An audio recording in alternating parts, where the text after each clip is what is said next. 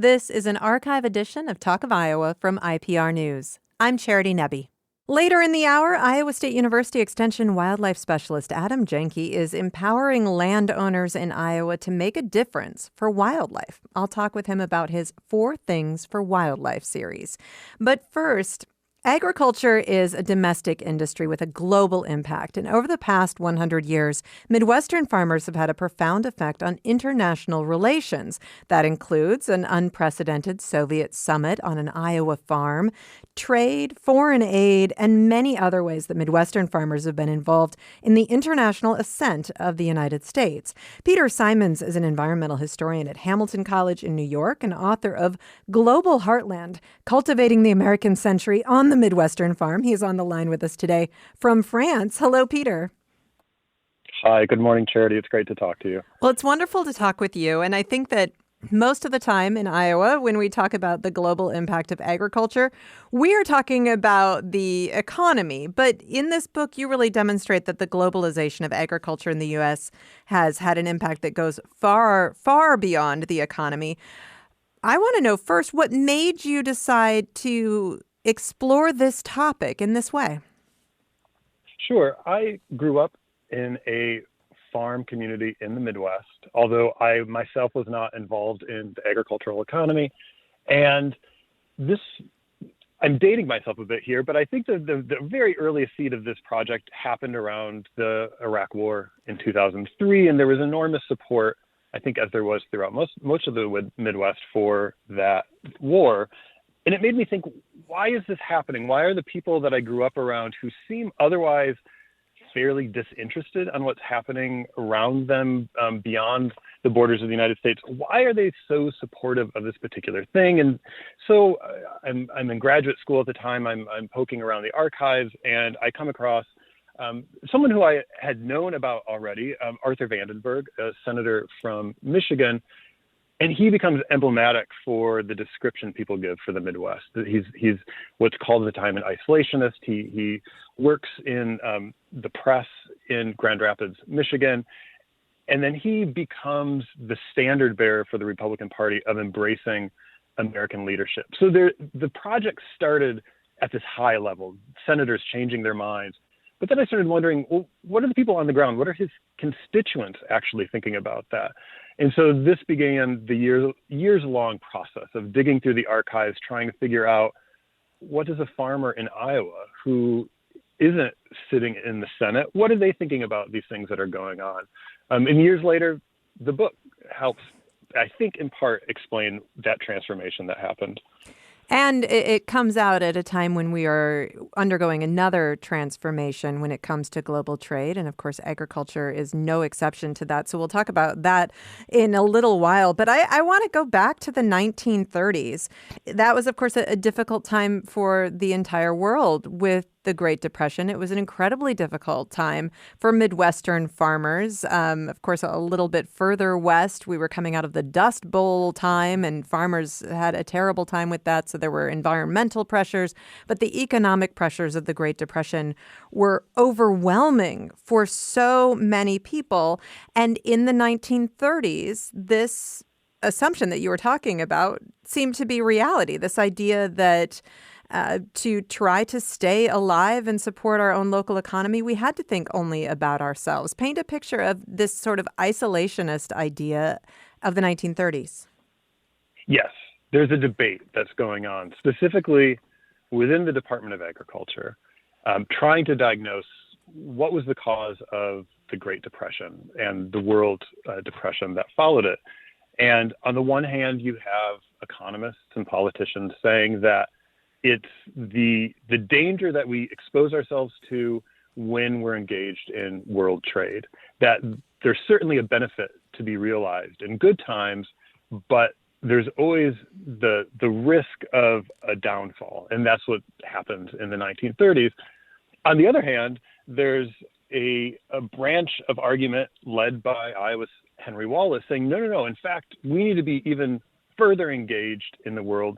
The problem isn't that we are trading our goods and even buying goods from elsewhere, but it's that we have too many barriers in place. And so we need to open things up. We need to we need to be more cooperative with those around us. And so there's the particular trade debate that's going on. But of course, there's a bigger debate as well that many listeners, I'm sure, are familiar with the fiction that comes out in this period, but especially the art that comes out in this period. Thinking of people like Grant Wood, who are really idealizing these pastoral scenes of the Iowa landscape, for example. And people are taking that as a rejection of the schools of art that came before, that we're looking abroad. And so it's not just the economy. There's this sense that we're in the middle of a calamity and borders need to be tightened up because that's the way out of the environmental crisis. That's the way out of the economic crisis that everyone is experiencing at the time.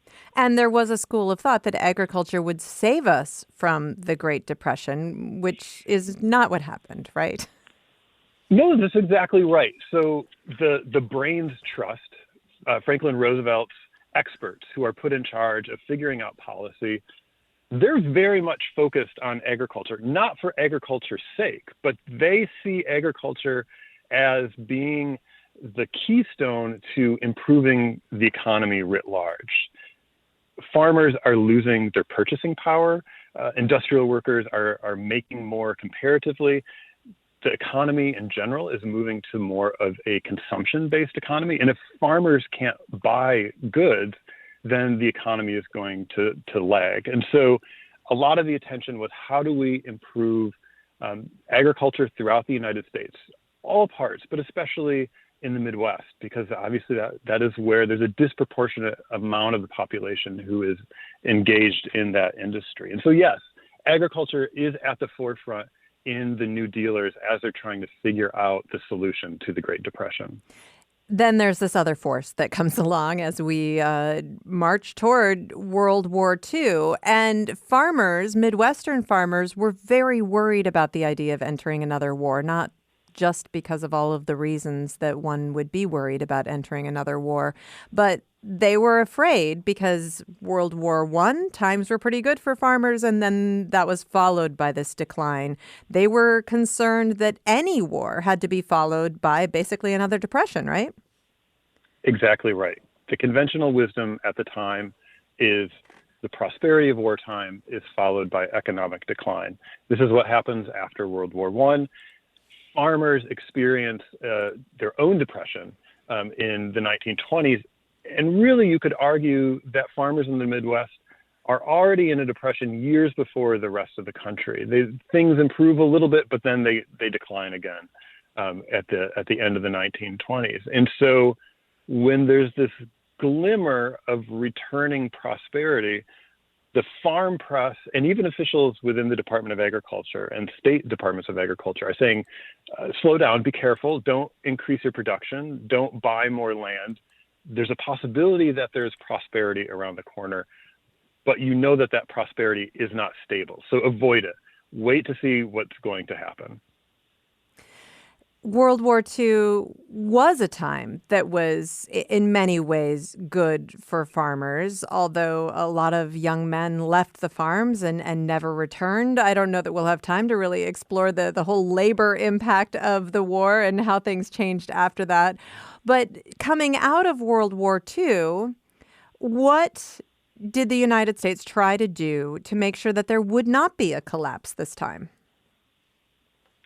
So farmers remain really reluctant to produce. And so there are all of these incentives to farmers. Some of them are you could call them propaganda, right? They're just encouragement that they need to do their patriotic part to produce.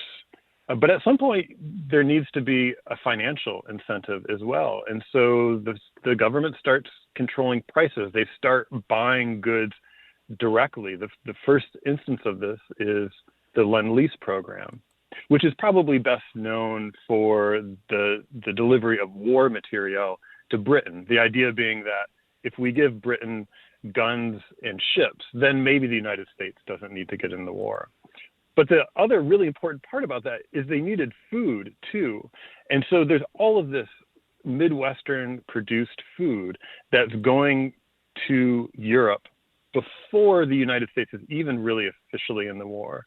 So if we have this image of Rosie the Riveter as this sort of ideal type domestic producer, really these farmers who are producing much earlier, they're engaged in the war much earlier.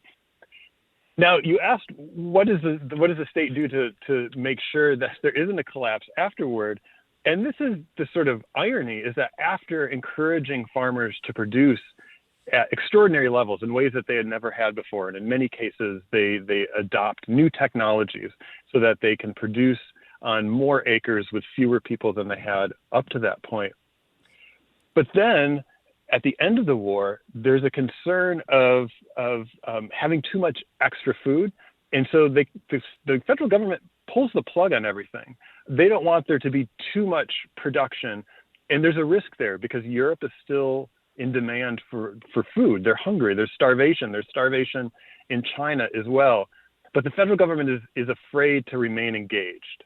They want to return to this 1930s very careful relationship with the rest of the world. And so they're making the promise to farmers, but it's really a devil's bargain. It's one that can't provide prosperity beyond the end of the war. And this poses a dilemma that farmers themselves need to negotiate. And this is a point. We're going to have to take a break here in a moment. So we're just going to tease this. But this is really, from reading your book, this is the point where Midwestern farmers in particular really seem to kind of wrest control of the international political narrative. Am I right about that? That's exactly right. Yes, absolutely. All right. Well, we will connect those dots. We will fill that in some powerful ways in just a moment. I am talking with Peter Simons today. He is an environmental historian at Hamilton College in New York. He's on the line with us today from France, and he is the author of Global Heartland, Cultivating the American Century on the Midwestern Farm. It's an in-depth look at the many ways that Midwestern farmers have been involved in the international ascent of the United States. We'll also talk about what's going on right now in a few moments as well. This is Talk of Iowa from IPR News.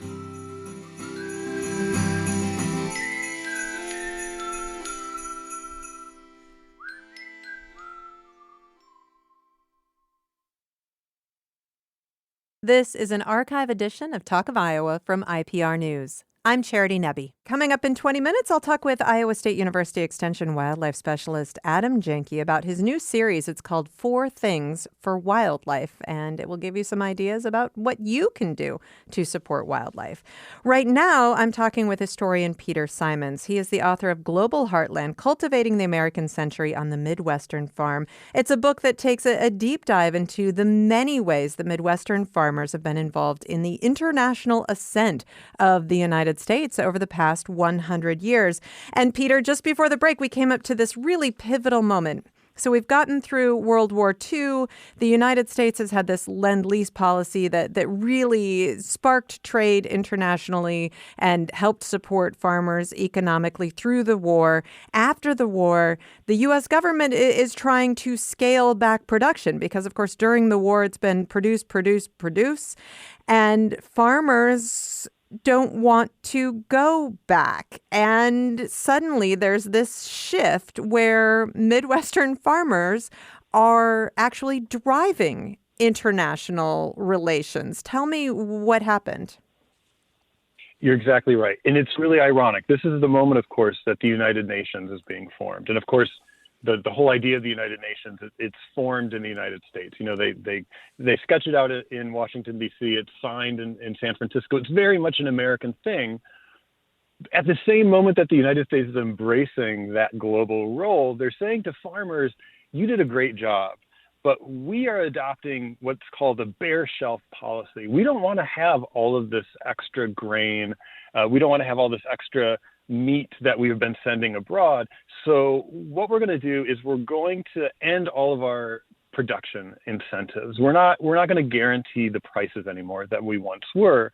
And farmers, of course, they're in part driven by the financial incentive of the really great prices they had during the war.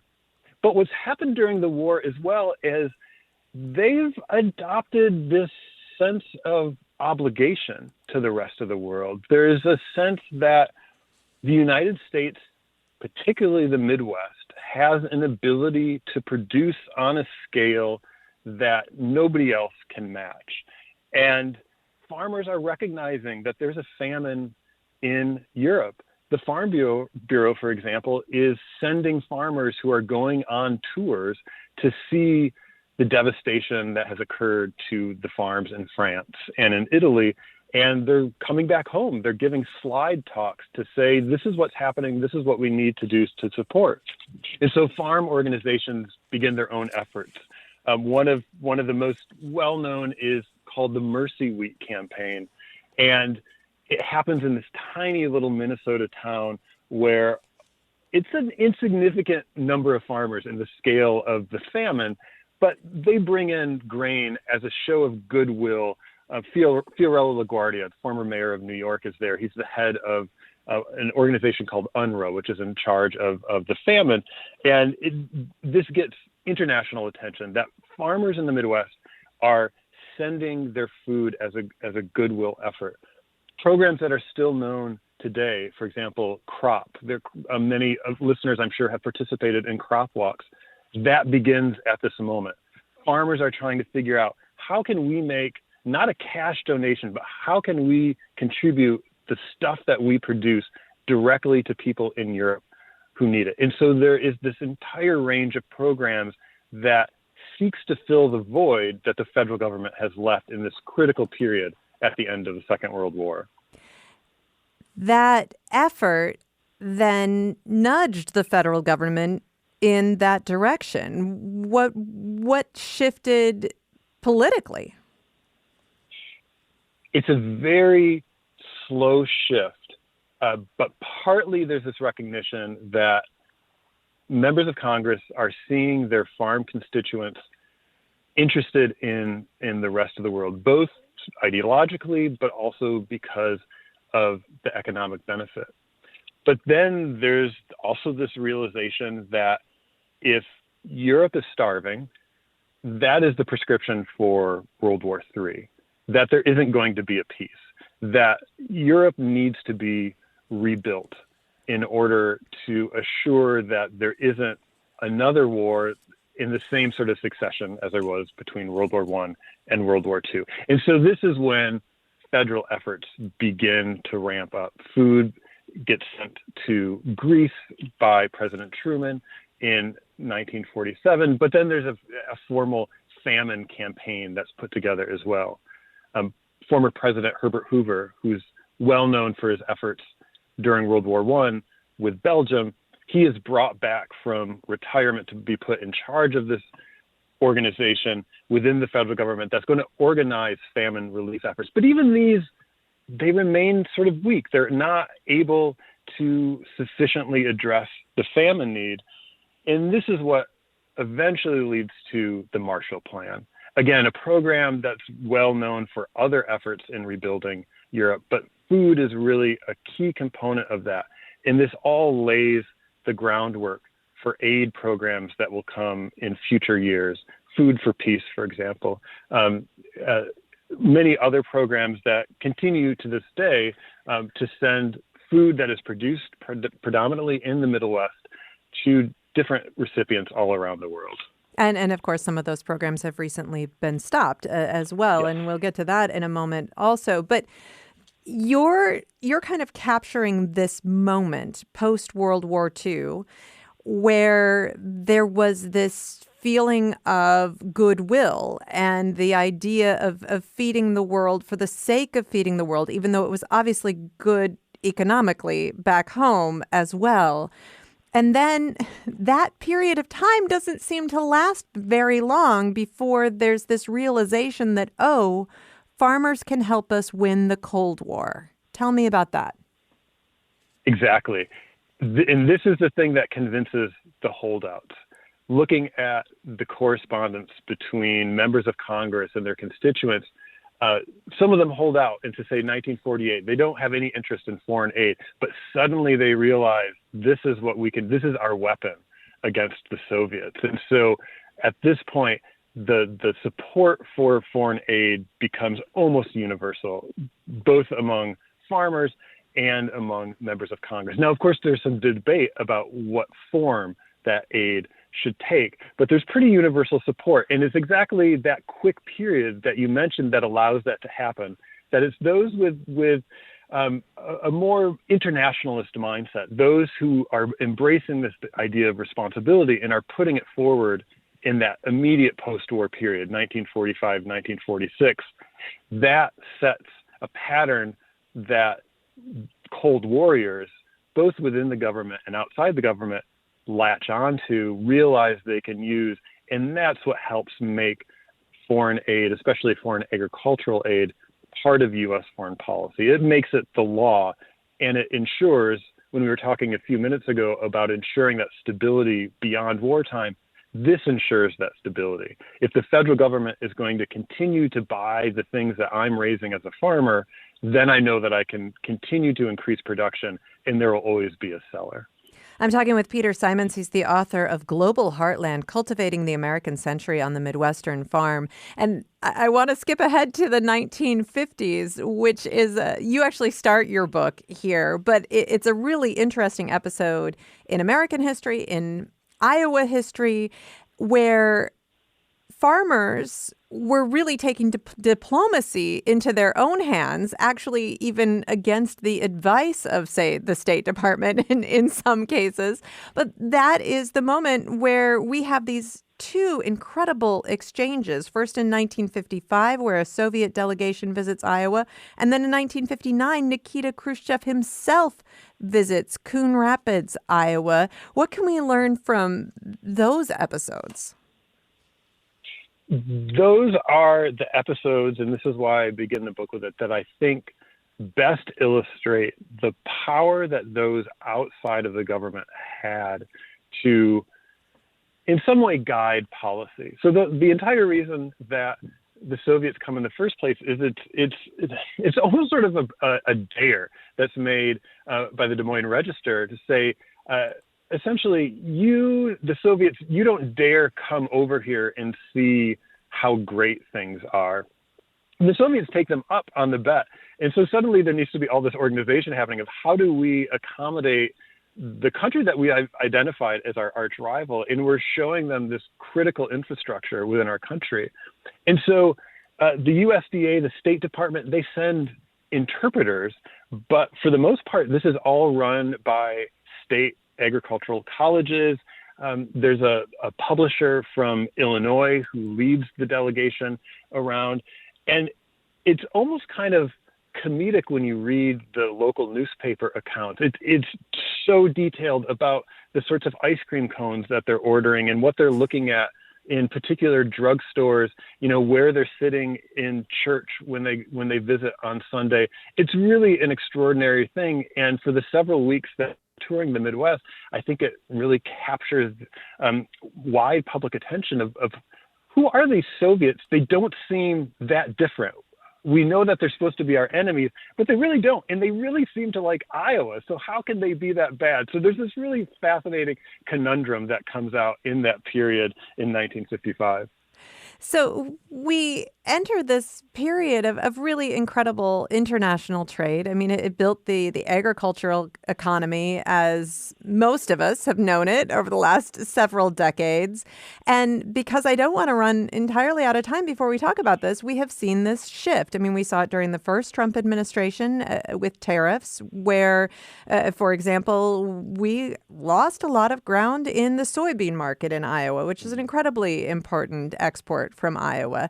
Here again, we have, with this second Trump administration, we have tariffs that are really placing barriers in the way of the kind of global agricultural trade that we have depended on, that has been so important to farmers for so long. Having studied our history, how do you see what's going on now through this historic lens? That's a great question. I think since at least the Smoot-Hawley tariff, which is the infamous tariff in the early 1930s that many blame for the Great Depression, I think all the efforts that we see are attempting to create some sort of balance in American agriculture.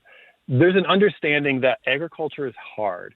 You have to face not just the dynamics of the market of what people want, where, and when, but you're facing the weather in a way that no one else really does in their industry. And so all of these moving targets, the recognition that farmers often lived in a state of poverty compared to their urban counterparts, these were the concerns for all the legislation that happened since the 1930s, whether it's tariffs or trade or whatever. I think what's happening now is not an attempt to create balance for agriculture in particular. I think it's an attempt to create a balance for the United States writ large. I think there's a bit of agriculture being taken for granted. Farmers in vast numbers vote for the Republican Party now.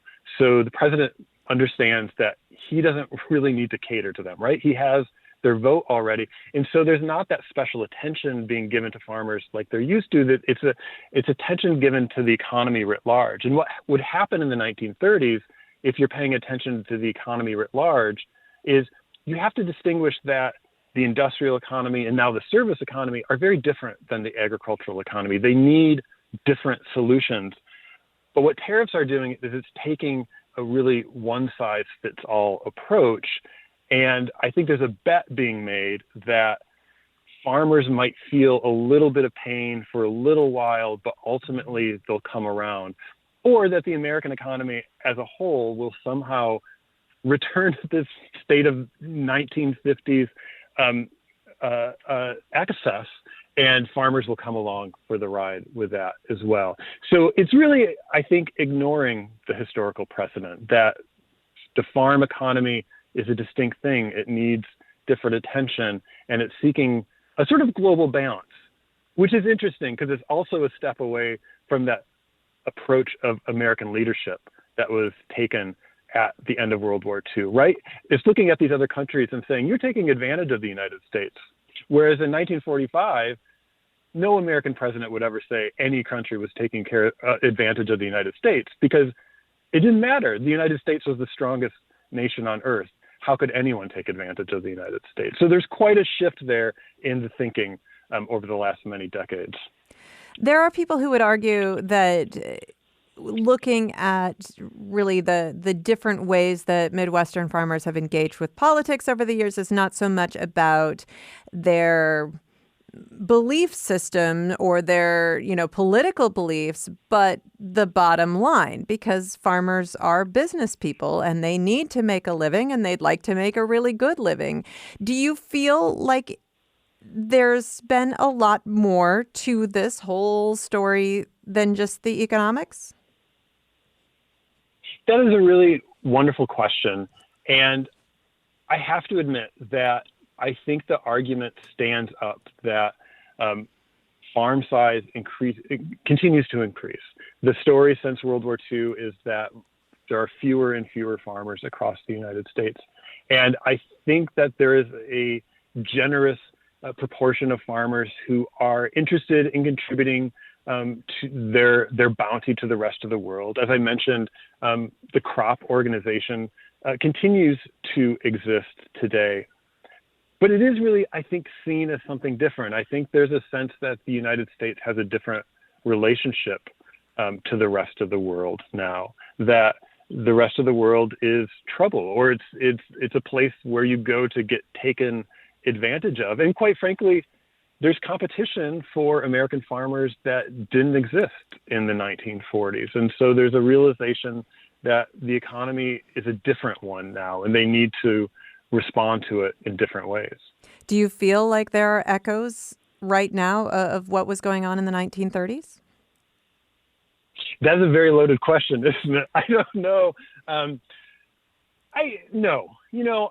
think that the contours of the world are much different. The economy is just so much different now than it was in the 1930s. As I mentioned, the service economy is just such a gigantic part of the American economy. There have been so many other global economies that have matured since the 1940s and stand as sort of unique competition to the United States. Certainly China is the best example of that. China was seen as a country that desperately needed help after World War II, and Americans were eager to help it, and I can't say that would be the case today. So I think there is quite a distinct moment now than compared to the 1930s. Peter Simons, thank you so much for talking with me today. Thank you so much, Charity. It was a delight. Peter Simons is the author of Global Heartland, Cultivating the American Century on the Midwestern Farm. Coming up in just a moment, 4 things you can do for Iowa wildlife. This is Talk of Iowa. You're listening to an archive edition of Talk of Iowa from IPR News. I'm Charity Nebbe. If you are someone who cares about wildlife and conservation, it can feel sometimes like there's not much you can do to make a positive impact on the world. Adam Janke, Iowa State University Extension wildlife specialist, wants you to know that you can make a difference. He's put together a new series of articles called 4 Things for Wildlife. It's a series designed to empower landowners of all kinds in Iowa. And Adam Janke is on the line with me now. Hello, Adam. Good morning, Charity. Thank you so much for being here. And this is work that you do all the time in many different ways. But what was your inspiration for your 4 Things for Wildlife series? Yeah, you are right that basically the only thing I think about these days, and actually for quite a long time, is like how to help people, help wildlife thrive in our modern landscapes. And I found myself over and over again in my job as I went around places talking about wildlife conservation, kind of coming up with these lists like, okay, I know you could do almost anything, but here's what, if I were you, here's what I would think about. And I kind of noticed a convergence of these around, 4 to 5 or 6 different ideas.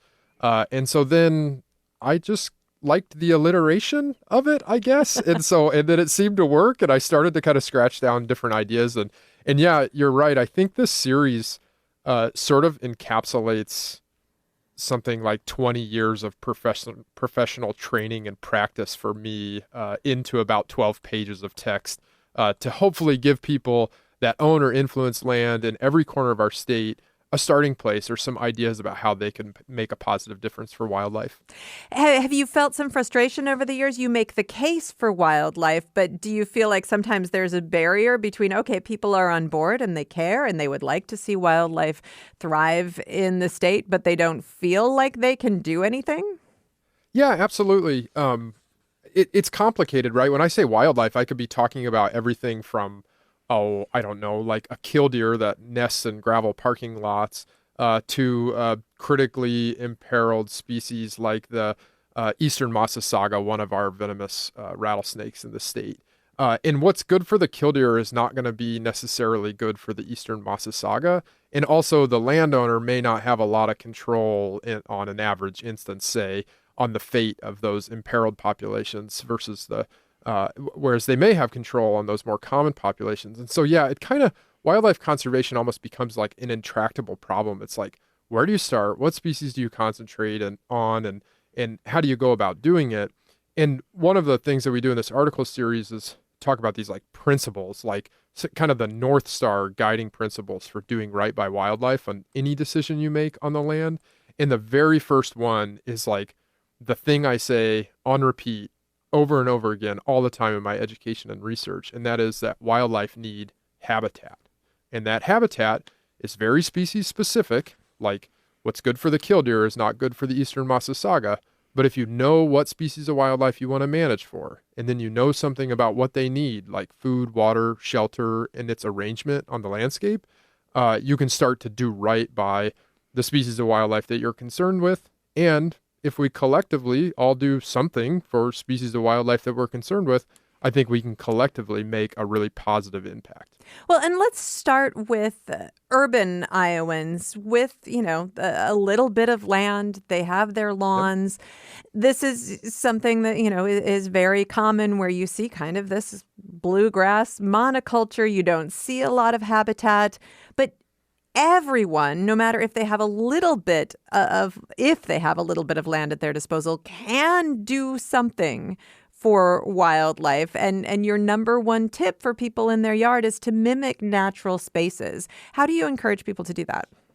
Yeah, so basically take inspiration for your yard or your landscape from the natural ecosystems that you see around you. Obviously, you want to mix that up with some sort of like human aesthetics, like something that feels right for you or feels right for your neighborhood or your house. But yeah, what we want to do is like think about what wildlife look for, like in their natural, like prairie ecosystems. Say what is there? Well, there's a diversity of plants, so there's like grasses, flowering plants, and there's sedges. There's also like structure that promotes wildlife use. Like the wildlife can move among the plants. In our native prairie ecosystems, our grasses are bunches. They grow in clumps, and wildlife can move on the ground in between them. The other thing that they have is like plants that sort of coexist well together. So there's nitrogen fixers, and there's early bloomers and late bloomers, and there's seed producers, or there's fleshy fruit producers. And so we can kind of look to nature for our inspiration for the sort of landscaped features that we have around our own backyards. And in doing so, the wildlife are going to sort of recognize the gesture, and many species of wildlife are going to take advantage of those sort of naturally inspired spaces that you create in your own backyard. And we have seen a movement where more and more people are planting pollinator gardens and understanding that if they plant native plants, they can support insects and other kinds of wildlife as well. And Adam, I think it's really exciting because we can also see that this is making a difference. I mean, when we first started talking about it, there were people saying, oh, if it's not contiguous habitat, it won't make a difference and things like that. But we do see that, especially with birds and insects, that any kind of habitat you can create that can support them does benefit them. Yeah, absolutely. So one of the other principles I mentioned, wildlife want habitat, was one of my principles, and then I just hinted at another one of them, which was diversity. But one of them was consider connectivity, and you're right that like the perfect landscape for wildlife is one that wildlife can move really freely between, and it would guard against things what we call like stochastic events, like a major storm event wipes out a small population and a new population can colonize because it's connected. Like all of that ecology is true, but there's also lots of species that are what we call like not area sensitive, meaning if it's a milkweed plant, a monarch will find it and take advantage of it. Or they're not dispersal limited, so they may be able to find their way like a bird into a small patch and take advantage of it. And so we like to sort of celebrate those opportunities. Like, sure, a big connected continuous patch, a cover like we find at Neil Smith National Wildlife Refuge is amazing. But there's not going to be very many of those, and no individual landowner is really going to be able to create that. And so instead what we want to try to do is like promote these practices that basically anybody can do. And you're right, Charity, we've seen some cool successes. One that immediately came to my mind is like this sort of interesting case unfolding about this endangered bumblebee called the rusty-patched bumblebee. Now, I'm a bird biologist, and that's where my expertise is, so I'm a little bit out over my skis in talking about the rusty-patched bumblebee. But what I understand from the people that are studying that bee around Iowa is that they're finding them literally in people's backyards all over eastern and northeastern Iowa. And they found this sort of interesting case where this bee that's adapted to the interface between grassland environments and forest environments thinks that a city where there's a lot of interface between grassland environments and forest environments makes for a pretty good place to live. And so homeowners all across eastern and northeastern Iowa could make a real positive difference by making sure that that rusty patch bumblebee and all of the other species of bumblebees native to Iowa could find nectar resources in their yard all year long. All growing season long. Right, right. And you encourage people to grow flowers because, of course, flowers really help support pollinators and many other insects as well. You also, your advice on mowing less, I find to be very well and carefully worded, because that has been a technique that people have been using to support pollinators. We know, no mow May got to be kind of a big deal for a while. But the thing is, if you just let your Kentucky bluegrass grow, you're not going to be doing very much for anybody except really kind of making a mess of your yard. But you have some great advice for creating a yard where you mow less, which is great for you and also great for wildlife, right? Yeah, that's right. So I'm smiling, Charity, as you say this. Yes, this is absolutely a way that we can kind of get ourselves into trouble when we start to talk about people's sometimes sacred lawns. And what I say of the lawn is that, like, have a lawn. It absolutely is important. Aesthetically, it's important. And I don't know, I like backyard gatherings and cornhole games myself. And so we want to definitely keep having those spaces. But what my big takeaway is to, like, mow less, and mow less in two ways. One is to mow less area. So I have an example from my own yard here in Ames. I was pushing my push mower up and down this side, kind of off to the side of my house.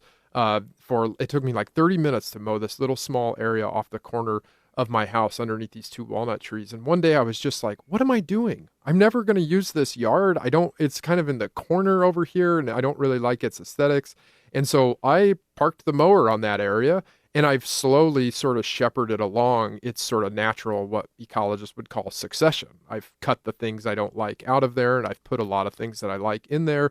And to my eye, it really works. And my neighbors are very kind and understanding with my weird wildlife biologist eccentricities and experimentation. And it works. And so that's like the mow less principle. The other part of this rule is to mow less often, which is sometimes there's a temptation to kind of mow every single week, or this summer it's felt like every 3 or 4 days with all the rain we've gotten. And there's actually really compelling research all across the Northern Hemisphere that says if you mow less often, it gives other plants a chance to sort of bloom or occur in your yard. And you might be able to support a more diverse assemblage of insects, sort of insects broadly defined to include pollinators and others, that wildlife, other species like a vertebrate wildlife, would benefit from by just mowing less often. So instead of every 4 or 5 days, mow every 8 or 10 days or every 2 weeks or something like that. So the principle is mow less, like mow less area, still preserving the important functions and aesthetics that you like from your yard in some areas, and then mow less often in the remaining turf grass areas.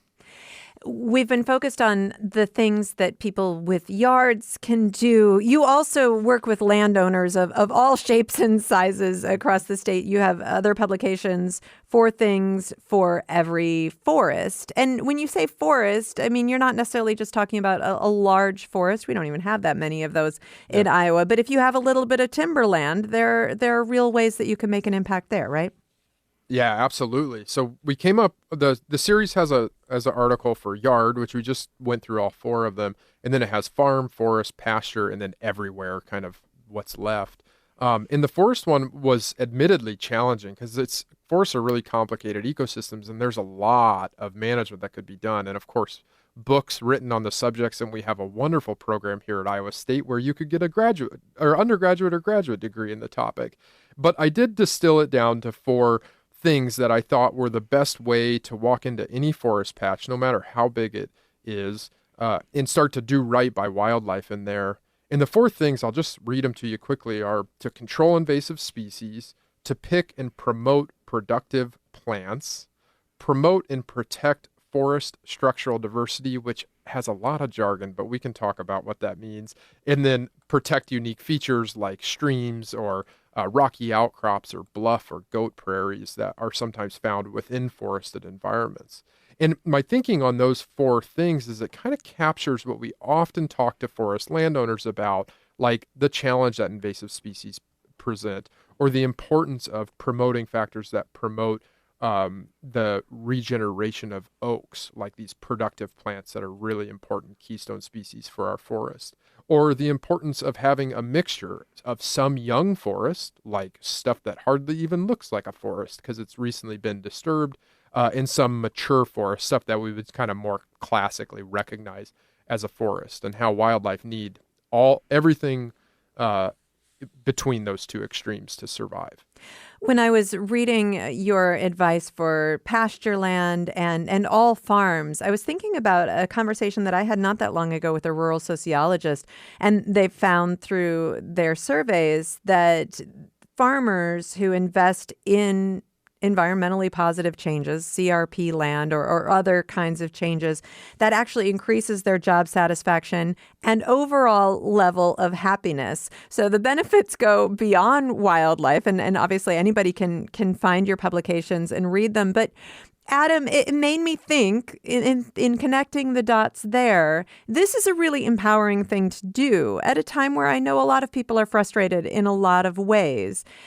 Do you find this as an avenue toward hope, even when maybe things don't look so great environmentally?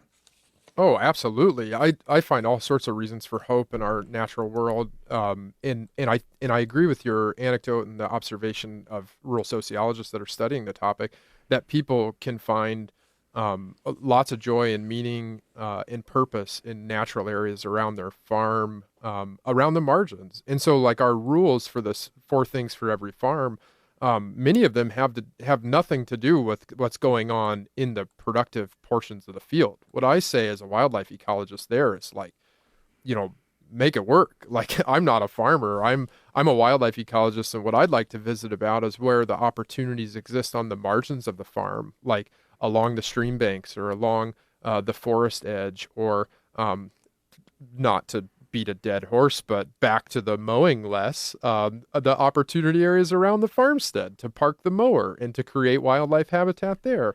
Those are all areas that, to your point, I think people find that once they start to notice those areas, once they start to notice all the life and diversity that can inhabit the margins of the farm, it kind of brings this more enriching dimension to their experience there. And what I always like to say is, like, farmers love to grow stuff, right? And they love to grow corn in the middle of the field, and they like to grow, cattle in the pasture in the feedlot, and they grow hogs in the barn, etc. Well, this 4 things for wildlife and other wildlife-friendly conservation practices can equip them to grow monarchs on the fence row, or to grow bobwhites in the windbreak, or to grow ducks in the pond, or anything like that. Just that sort of same impulse to grow things and to tend the land can be logically applied and often is quite enriching when applied to natural areas around the farm as well.